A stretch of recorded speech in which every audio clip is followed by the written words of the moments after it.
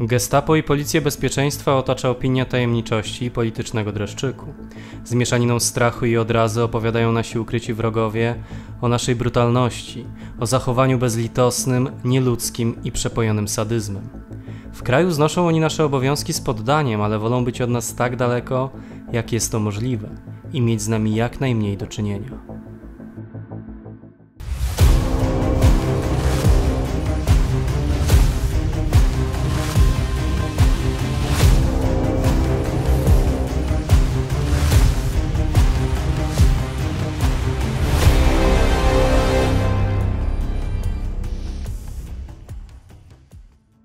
Zanim przejdziemy do głównego tematu filmu, chcielibyśmy przedstawić Państwu partnera dzisiejszego odcinka – platformę BookBeat.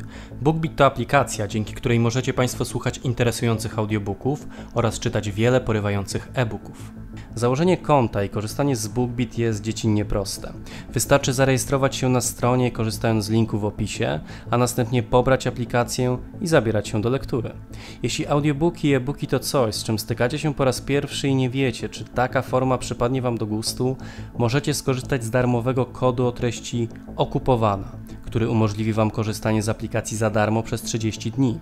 Rezygnacja z abonamentu jest jeszcze prostsza i można ją zrobić w każdej chwili.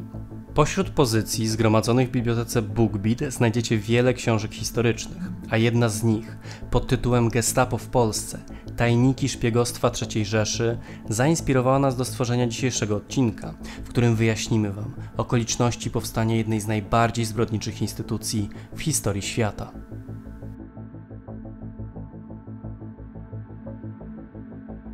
Historycy zgodnie twierdzą, że badanie historii Gestapo nie należy do rzeczy prostych. Zniszczenie przez Niemców archiwów tej instytucji wyraźnie utrudnia całościowe badania.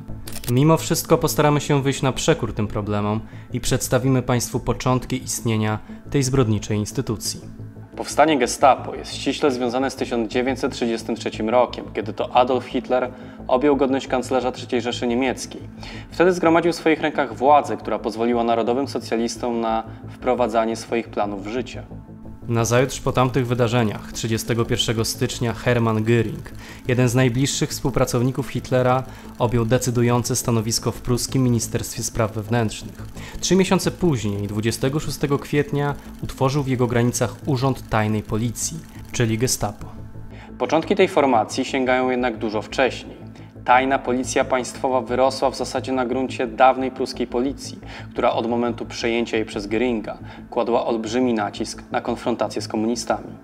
Pierwszym dowódcą Gestapo został bliski współpracownik Göringa, Rudolf Diels, oficjalnie mianowany szefem pierwszego Wydziału Tajnej Policji. Był to człowiek dość zdolny, lecz nie pozbawiony wrogów. W pewnym momencie oskarżono go nawet o sympatyzowanie z komunizmem. Miał jednak poparcie i sympatię Göringa, które zagwarantowały mu rozwój kariery. Diels uczestniczył w bardzo ważnych z propagandowego punktu widzenia sprawach, takich jak m.in. przesłuchanie Marinusa van der Luba, holenderskiego komunisty oskarżonego o podpalenie Reichstagu. Wydarzenia niezwykle ważnego z punktu widzenia rozwoju Gestapo. 28 lutego 1933 roku, czyli nazajutrz po pożarze Reichstagu, o który oskarżono komunistów, prezydent Hindenburg za namową Hitlera wydał specjalny dekret pod tytułem o obronie narodu i państwa. Za sprawą ograniczenia wolności osobistych dawał on szerokie uprawnienia funkcjonariuszom Gestapo. Jeden z wyjątków dekretu głosił, że zezwala się niezależnie od istniejących już innych ustawowych ograniczeń na ograniczanie wolności osobistej, prawa swobodnego wyrażania poglądów, wolności prasy, wolności zrzeszania się i zgromadzeń, na konfiskatę mienia i ograniczenia w przedmiocie własności. Funkcjonariusze Gestapo zyskali zatem niczym nieskrępowaną swobodę w swoich działaniach, a panowanie nad tą instytucją stało się bardzo ważnym orężem w walce o miejsce w skomplikowanej strukturze policyjnej III Rzeszy Niemieckiej. System policyjno-administracyjny w Niemczech cechował się sporym rozczłonkowaniem. Niemcy były republiką związkową, a poszczególne kraje czy zarządy większych miast miały przywilej do posiadania własnej policji. Istniało wprawdzie Ministerstwo Spraw Wewnętrznych, jednakże nie posiadało ono żadnej realnej władzy, a już na pewno nie takiej, jaką posiadało na przykład Ministerstwo Pruskie. Prusy, mimo tego, że były krajem związkowym, to ich władza policyjna rozpościerała się poza granice właściwych Prus. Jedynym wyjątkiem była Bawaria, której policją za sprawą zamachu stanu z 9 marca dowodził Heinrich Himmler. Z tego też powodu pod koniec 1933 roku minister spraw wewnętrznych Rzeszy Wilhelm Frick zaproponował skumulowanie wszystkich sił policyjnych w jedną organizację. Göring, przerażony utratą wpływu na działalność swojej policji, podjął decyzję o usunięciu pruskich departamentów politycznych i wywiadowczych z Ministerstwa Spraw Wewnętrznych. Umocnienie się pozycji Göringa pozwoliło mu na oficjalne przejęcie gestapo w 1934 roku.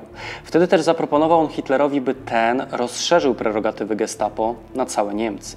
To jasno pokazało ambicje Göringa i wzbudziło obawy kolejnego potężnego gracza, Heinricha Himmlera. Himmler, szef Schutzstaffel oraz zwierzchnik policji drugiego najpotężniejszego państwa niemieckiego, czyli Bawarii, zareagował błyskawicznie.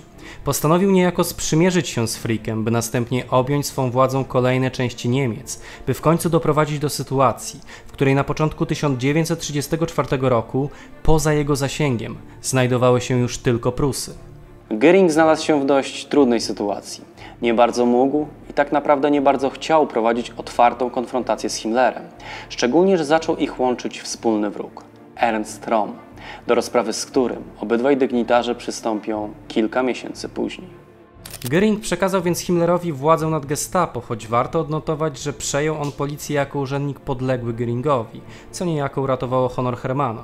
Nastąpiło to oficjalnie 20 kwietnia 1934 roku. Zmiana zwierzchnika miała przynieść dla tajnej policji znaczący rozwój. Przyczyniły się do tego decyzje samego Hitlera, który Himmlera mianował szefem całej niemieckiej policji. Z kolei Himmler władzę nad gestapo i służbą bezpieczeństwa SS, czyli Sicherheitsdienstem, przekazał jednemu z największych zbrodniarzy w historii Rzeszy Niemieckiej, mianowicie Reinhardowi Heydrichowi. Himmler i Heydrich po przeprowadzeniu się z Bawarii do berlińskiej siedziby gestapo przy Prinz-Albrechtstraße rozpoczęli umieszczanie własnego personelu na wybranych stanowiskach, z których wielu wywodziło się z Bawarii, jak na przykład Heinrich Müller, Franz Josef Huber i Józef Maisinger, dzięki czemu Himmler miał nad nimi pełną kontrolę. Władza Himmlera rozrastała się, jednakże miał on nad sobą bardzo niewygodnego zwierzchnika w osobie szefa Sturmabteilungu, czyli oddziałów szturmowych NSDAP, Ernesta Röhma. Himmler coraz częściej myślał o tym, aby uwolnić się od kontroli Röhma, człowieka powszechnie uważanego za gbura i prostaka, nie kryjącego się ze swoją homoseksualną orientacją, która nie dość, że odstręczała pozostałych dygnitarzy, to jeszcze była nielegalna w świetle niemieckiego prawa. Nie przeszkodziło mu to jednak w posiadaniu wybujałych ambicji, za którymi stały konkretne fakty. Röhm, jako stary towarzysz Hitlera, cieszył się jego sympatią, którą było bardzo trudno zniwelować. Ponadto Röhm miał pod swoimi rozkazami blisko 4,5 miliona ludzi, członków Sturmabteilung, których chciał przekształcić w regularną armię i stanąć na jej czele, czemu sprzeciwiły się oczywiście koła wojskowe. Przy okazji Röhm nie cieszył się sympatią pozostałych dygnitarzy NSDAP. Zarówno Göring, jak i Goebbels, Hess czy Himmler namawiali Hitlera do tego, by ten ograniczył władzę szefa Sturmabteilung. Aby skłonić Führera do swoich racji, przekazano mu, jakoby SD i Gestapo dotarły do informacji, że Röhm i jego ludzie planują pucz. Hitler, umacniany przez ostatnie tygodnie w przekonaniu o niezawodności służb policyjnych, uwierzył dygnitarzom i nakazał Himmlerowi rozprawić się z rzekomymi buntownikami. Co więcej, było mu to na rękę, bowiem zamiast prowadzić agresywną politykę, którą zalecał Röhm, wolał umocnić zdobytą władzę. Himmler tylko na to czekał. W nocy z 29 na 30 czerwca 1934 roku doszło do wydarzenia, które do historii przeszło pod nazwą Nocy Długich Noży. Aresztowano wtedy ponad 1000 osób, z których kilkadziesiąt zabito, w tym Röhma, który po kilkudniowym aresztowaniu został zastrzelony 1 lipca 1934 roku o godzinie 18 w swojej własnej celi.